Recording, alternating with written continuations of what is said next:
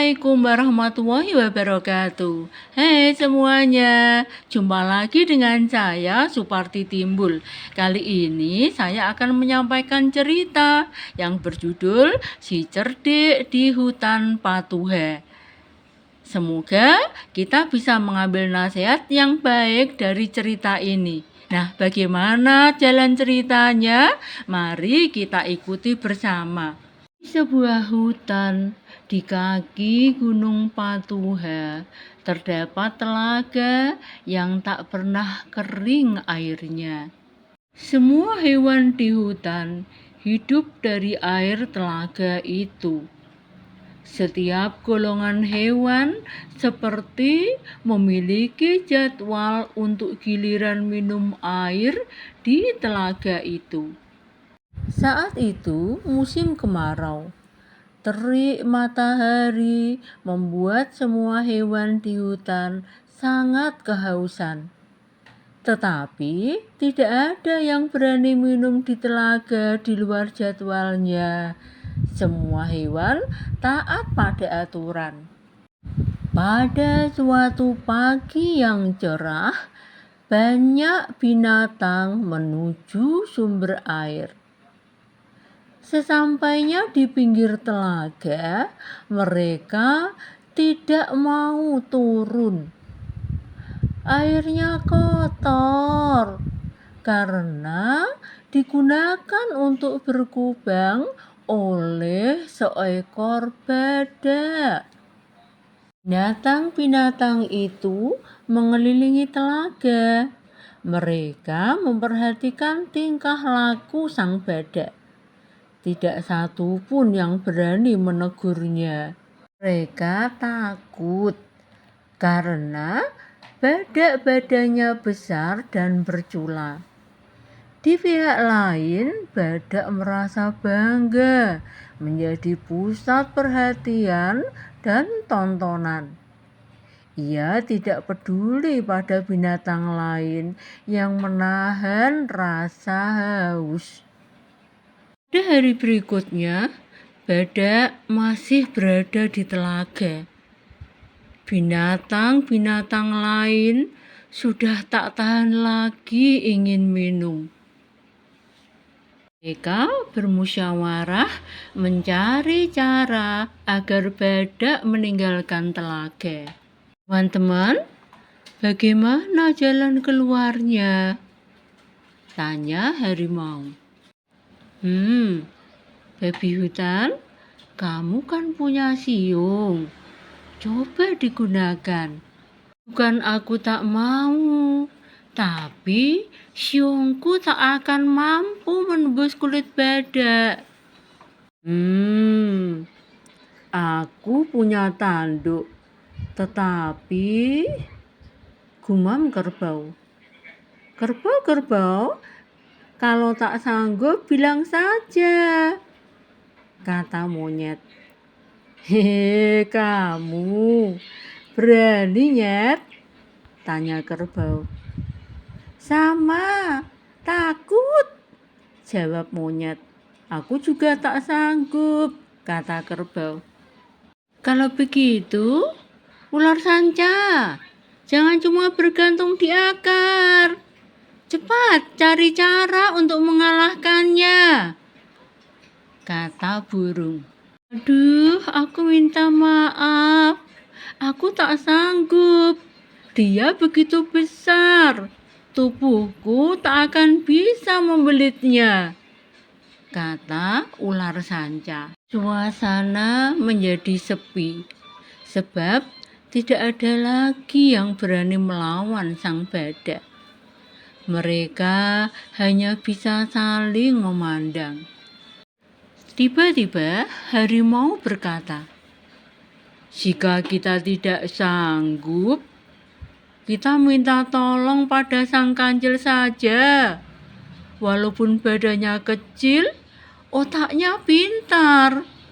Setuju? Setuju, jawab binatang yang lain serempak. Bagaimana, kancil? Tanya harimau sambil melihat kancil. Kalian ini bagaimana? Tidak punya malu. Aku ini tak punya kemampuan dan tidak punya kekuatan apa-apa, jawab Kancil. Jangan pura-pura, Kancil. Kami percaya kamu bisa mengalahkan si Badak, kata Benteng.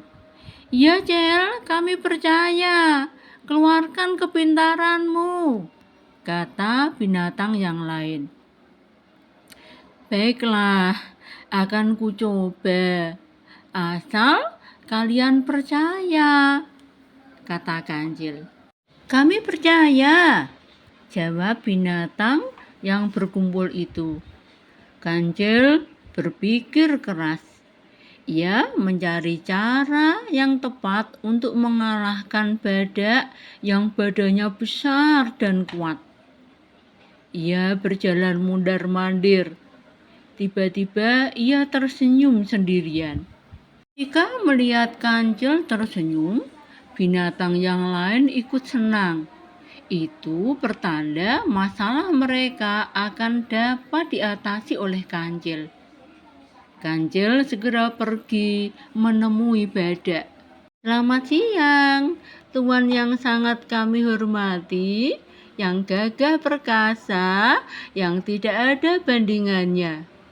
Hamba memberanikan diri mengganggu kegiatan Tuan karena ada kabar penting yang perlu hamba sampaikan, kata Kancil dengan kata-kata yang lembut dan sopan. Badak pun segera bangun. Ketika mendengar ada binatang lain memujinya, ia merasa tersanjung. Ia kemudian bangkit sambil berkata, "Kabar penting, Kancil? Cepat bicara, aku ingin mendengarnya," kata badak sambil tersenyum. Kancil mendekat ke arah badak.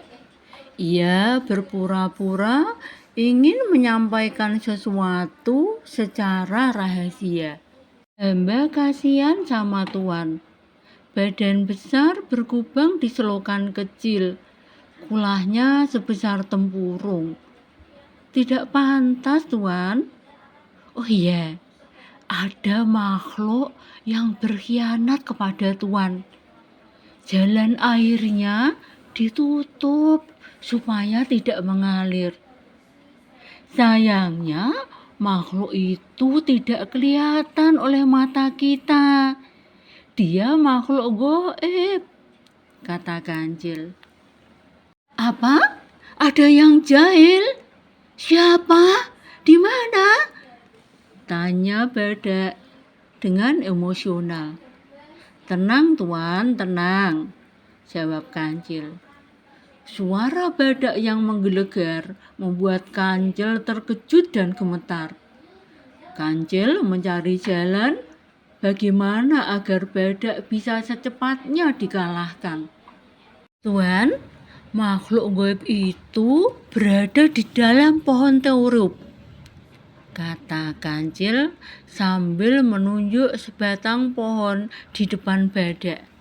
Ah, yang benar, tanya badak.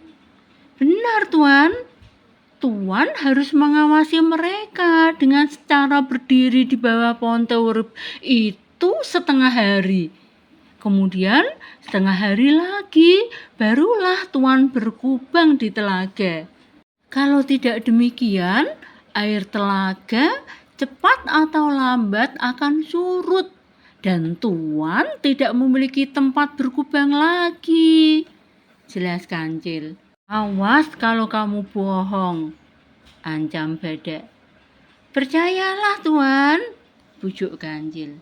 Tanpa berpikir lagi, badak segera naik ke atas dan berjalan menuju pohon teuruk. Ia pun mengawasi pohon itu selama setengah hari. Sementara itu, binatang yang lain satu persatu berdatangan untuk minum air telaga. Ketika badak telah selesai mengawasi pohon teuruk, ia kembali menuju telaga. sementara binatang yang lainnya meninggalkan telaga. Dengan demikian, sejak saat itu ada jadwal tidak tertulis yang cukup adil bagi semua binatang yang memerlukan air telaga. Akhirnya, mereka mengucapkan terima kasih kepada Sang Kancil yang cerdik itu. Berkat kecerdikannya lah masalah di lingkungan mereka dapat diatasi.